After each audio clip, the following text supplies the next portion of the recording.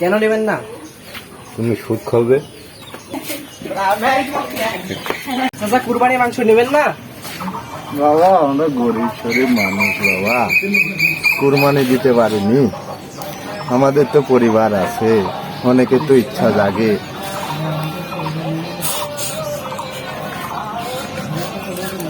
কি করবো বাবা, আমাদের তো আর সামর্থ্য নাই যে বড় বড় মানুষের মতো অনেক কোরবানি দিই।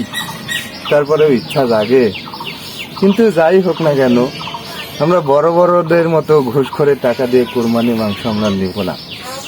যদি না পাই না খাবো, তবু আমরা ঘুষ করে টাকা দিয়ে কোরবানি মাংস আমরা নিব না। আপনারা যেতে পারেন।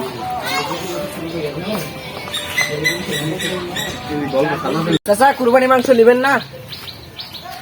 কি করা মাংস? তাকে যে আমি মানে গরু কুরবানি দিয়েছি, একটা গোটা কুরবানি, তো আপনি কি মাংস নেবেন? গোটা গরু কোরবানি দিয়েছো? হ্যাঁ হ্যাঁ, একাই গোটা গরু কুরবানি দিয়েছি। কি করে তুমি? আমি হচ্ছে একজন সরকারি কর্মচারী।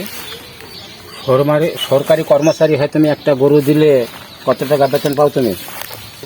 তো অত কি একটা গোটা গরু কোরবানি দেওয়া সম্ভব? এই মাংস আমি নিব না বাবা, তোমার মাংস তুমি নিয়ে যাও, অন্য জায়গায় দাও। ঘুষখোর তারপর সুদখোর, তোর গোস কেউ নেবে না, আমি নেবো না, তুই চলে যাহুন।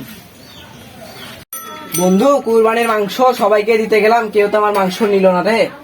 তোর মাংস আর কে নেবে বন্ধু? তুই তো ছোট্ট একটি চাকরি করিস, কিন্তু আমি তো জানি যে তুই সুদ খাস, খারাপ কাজ করিস, খারাপ মানুষের সাথে ঘুরিস, আর তোর ব্যবহার খুব খারাপ, খারাপ মানুষের সাথে বেড়াস, তাই তোর মাংস কেউ নেয়নি। তুই যদি হালাল ভাবে কোরবানি দিতিস তাহলে সবাই গোশ নিত। তুই এবারকার গোশ তুই বাড়িতে গিয়ে রেখে দে, আর ওই বছর থেকে বা এর পরের বছর থেকে তুই হালাল ভাবে কুরবানি দিবি, তাহলে সব মানুষ তোর মাংস নিবে। ঠিকই বলেছিস বন্ধু, তাহলে যাই আমি। আচ্ছা তাহলে যা। আমার বন্ধুটা কত খারাপ মানুষের সাথে ঘুরেছে, এই ভালো বুদ্ধিটা দিলাম, ওই বছর যেন ভালো করে হালাল ভাবে কুরবানিটা দেয়। ভিডিওটা যদি পছন্দ হয় তাহলে আপনারা লাইক, কমেন্ট ও শেয়ার করে দিবেন।